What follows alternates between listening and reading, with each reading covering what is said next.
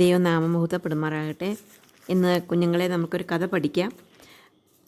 കയ്യീൻ്റെയും ഹാബേലിൻ്റെയും കഥ. അപ്പോൾ അതിന് മുമ്പായിട്ട് നമുക്കൊരു വാക്യം പഠിക്കാം. ഉൽപ്പത്തി പുസ്തകം 4-ാം അധ്യായത്തിൻ്റെ 9-ാം വാക്യം. പിന്നെ യഹോവ കയ്യീനോട്, നിൻ്റെ അനുജനായ ഹാബേൽ എവിടെയെന്ന് ചോദിച്ചതിന്, ഞാൻ അറിയുന്നില്ല, ഞാൻ എൻ്റെ അനുജൻ്റെ കാവൽക്കാരനോ എന്നവൻ പറഞ്ഞു. ഈസിയായിട്ടുള്ള വാക്യമാണ്. കയ്യീൻ ദൈവത്തോട് പറയാണ്, ഞാൻ എൻ്റെ അനുജൻ്റെ കാവൽക്കാരനൊന്നുമല്ല എന്ന്. അവനറിയാവൻ അനുജൻ്റെ കാവൽക്കാരനാണെന്ന്.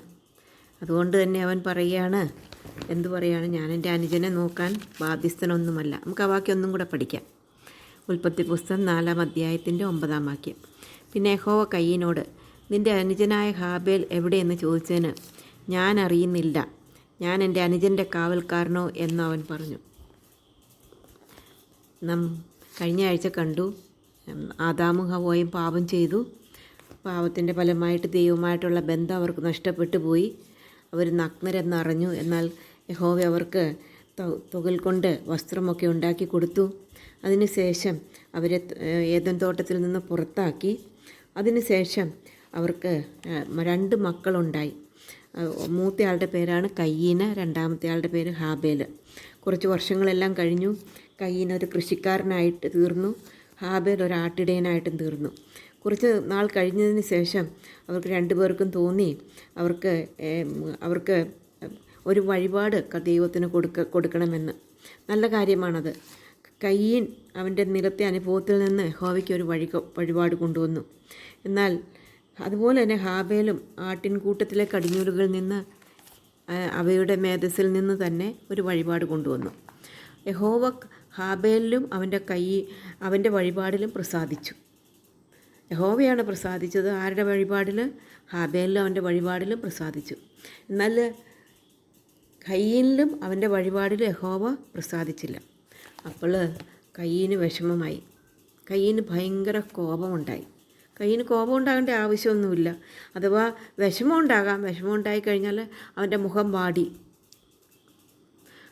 അപ്പോൾ അതിന് ആൻസർ അവൻ അപ്പം തന്നെ കിട്ടിയേനെ. കർത്താവ് അവനോട് ചോദിച്ചു, കയ്യീനെ നീ കോപിക്കുന്ന എന്ത്? നിൻ്റെ മുഖം വാടുന്നത് എന്ത്? അത് കഴിഞ്ഞിട്ട് കർത്താവ് അവനോട് പറഞ്ഞു, നീ നന്മ ചെയ്തായിരുന്നെങ്കിൽ ഞാൻ നിൻ്റെ യാഗത്തിൽ പ്രസാദിക്കുമായിരുന്നു. കാരണം നീ നല്ല ഹൃദയത്തോടെയാണ്, നന്മയോട് കൂടിയാണ്, തിന്മ ചെയ്യാതെ നന്മയോട് കൂടിയാണ് നീ നിൻ്റെ വഴിപാട് കൊണ്ടുവന്നെങ്കിൽ ഞാൻ നിൻ്റെ വഴിപാടിൽ പ്രസാദിക്കുമായിരുന്നു. അതുകൊണ്ട് നീ തിന്മ ചെയ്തതുകൊണ്ടാണ്, തിന്മയായാലാണ് നിൻ്റെ വഴിപാട് കൊണ്ടുവന്നത്, പാപത്താലാണ് കൊണ്ടുവന്നത്. അതുകൊണ്ടാണ് ഞാൻ നിൻ്റെ വഴിപാട് പ്രസാദിക്കാത്തത്. നീ സൂക്ഷിക്കണം, പാപം നിൻ്റെ വാതിൽക്കൽ കിടക്കുന്നു. നീ കോപിക്കരുത്, പാപം നിൻ്റെ വാതിൽക്കൽ കിടക്കുന്നു. അപ്പോൾ നാച്ചുറലായിട്ട് കയ്യീന് ചെയ്യാമായിരുന്നു. എന്ത് ചെയ്യാമായിരുന്നു? കർത്താവിനോട് പറയാമായിരുന്നു, കർത്താവേ എനിക്ക് തെറ്റിപ്പോയി, ഞാൻ ഉടനെ തന്നെ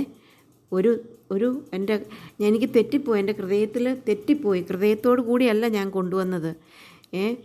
അതുകൊണ്ട് ഞാൻ ഇപ്പോൾ വഴിപാട് കൊണ്ടുവരും, എൻ്റെ വഴിപാടിലും പ്രസാദിക്കണമെന്ന് കയ്യീന് പറയാമായിരുന്നു. എന്നാൽ അതിന് പകരമായിട്ട് കയ്യീൻ എന്താണ് ചെയ്തതെന്നറിയാമോ കുഞ്ഞുങ്ങളെ?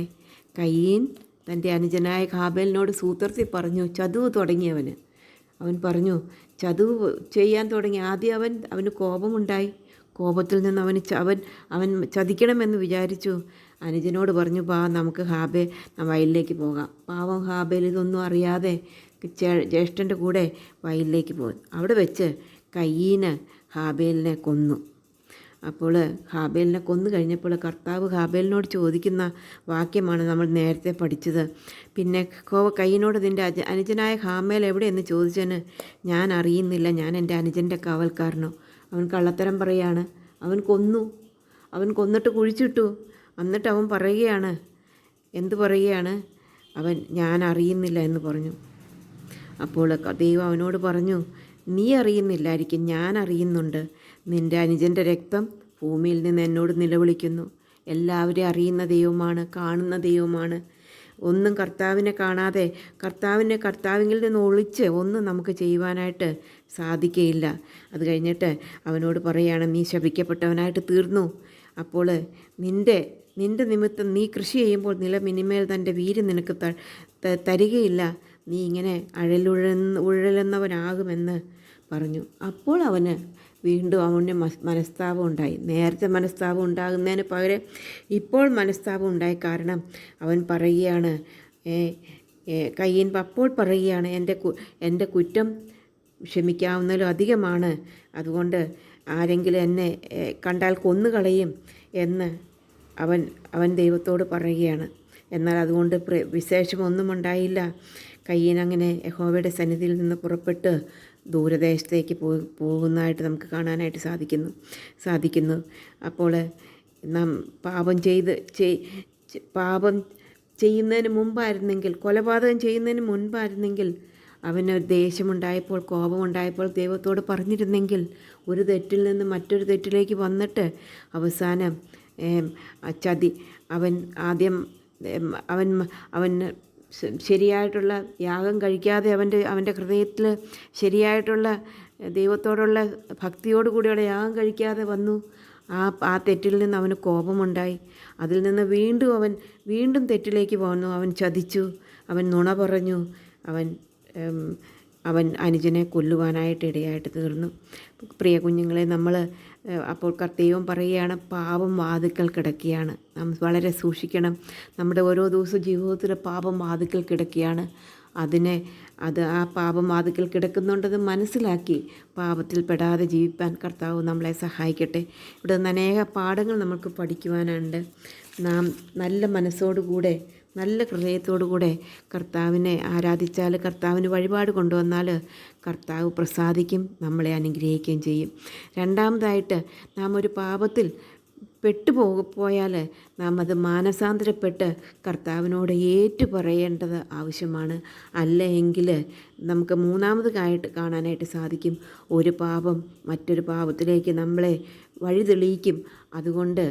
അതുകൊണ്ട് നമ്മൾ അങ്ങനെ ഒരു പാപം മറ്റൊരു പാപത്തിലേക്ക് വഴി തെളിയിക്കുന്നതിന് മുമ്പായിട്ട് മാനസാന്തരപ്പെടേണ്ടത് ആവശ്യമാണ് എന്ന് മനസ്സിലാക്കുവാനായിട്ട് സാധിച്ചു.